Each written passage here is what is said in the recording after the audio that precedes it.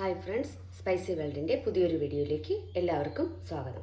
ഞാനിന്നിവിടെ ഒരു കടല മസാലയുടെ റെസിപ്പിയാണ് ചെയ്യാൻ പോകുന്നത്. അതിനായിട്ട് ഞാനൊരു കുക്കറിൽ 250 ml കപ്പിൽ 1 കപ്പ് കടല, ഒരു 1/2 ടീസ്പൂൺ ഗരം മസാല, ഒരു 1/4 ടീസ്പൂൺ മഞ്ഞൾപ്പൊടി, കുറച്ച് ഉപ്പ്, ഇത്രയിട്ട് ഈ കടലയൊന്ന് വേവിച്ചെടുത്തിട്ടുണ്ട്. ഇത് ഓവർനൈറ്റ് ഒന്ന് സോക്ക് ചെയ്ത കടലയാണ്. ഞാനിവിടെ ഒരു പാൻ അടുപ്പിൽ വെച്ചിട്ടുണ്ട്.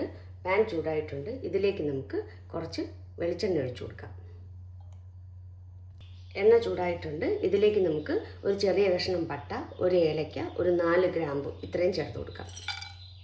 ഇതിലേക്ക് 1 ടീസ്പൂൺ പെരുംജീരകം, ഇതിൻ്റെ കൂടെ തന്നെ 1 ടീസ്പൂൺ ചെറിയ ജീരകവും ചേർത്ത് കൊടുക്കാം.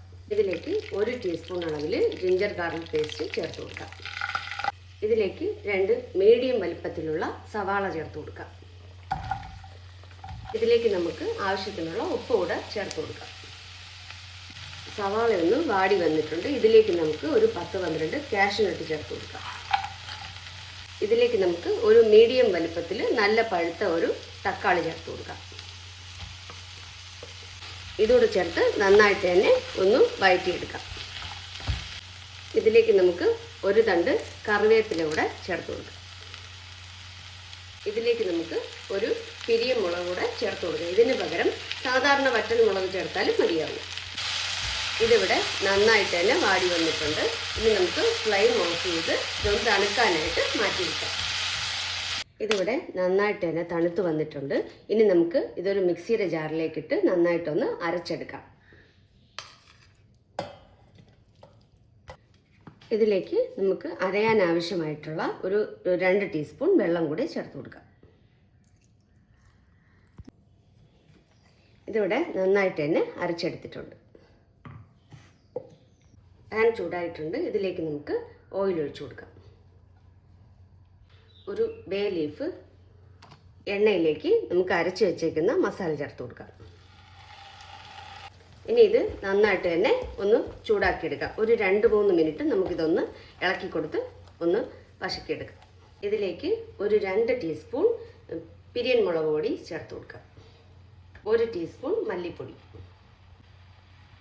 1/4 ടീസ്പൂൺ ചിക്കൻ മസാല. ഈ പൊടികളൂടെ ചേർത്തിട്ട് നന്നായിട്ട് തന്നെ ഒന്ന് ഇളക്കിയെടുക്കാം. അരച്ച മിക്സിയുടെ ജാറിലേക്ക് കുറച്ച് വെള്ളം കൂടെ ഒഴിച്ച് നമുക്കിതിലേക്കൊന്ന് ചേർത്ത് കൊടുക്കാം. തീ ഒന്ന് കുറച്ച് വെച്ചതിന് ശേഷം നമുക്ക് വേവിച്ച് വെച്ചേക്കുന്ന കടല വെള്ളത്തോടു കൂടി തന്നെ ഇതിലേക്ക് ചേർത്ത് കൊടുക്കാം. ഇനി ഇത് നന്നായിട്ടൊന്ന് മിക്സ് ചെയ്ത ശേഷം ഒരു മീഡിയം ഫ്ലെയിമിൽ 10 മിനിറ്റ് നമുക്ക് അടച്ചു വെച്ച് വേവിച്ചു കൊടുക്കാം.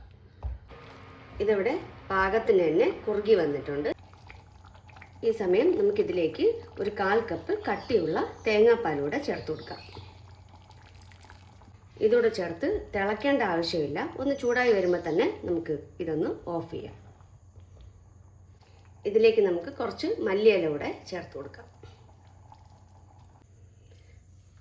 വളരെ ടേസ്റ്റി ആയിട്ടുള്ള കടല മസാല ഇവിടെ റെഡി ആയിട്ടുണ്ട്. ഈ റെസിപ്പി ഇഷ്ടമായാൽ എല്ലാവരും ഒന്ന് ട്രൈ ചെയ്ത് നോക്കണം. അതുപോലെ നിങ്ങളുടെ കൂട്ടുകാർക്കും ഒന്ന് ഷെയർ ചെയ്യണം. ലൈക്ക് ചെയ്യാനും സബ്സ്ക്രൈബ് ചെയ്യാനും മറക്കരുത്.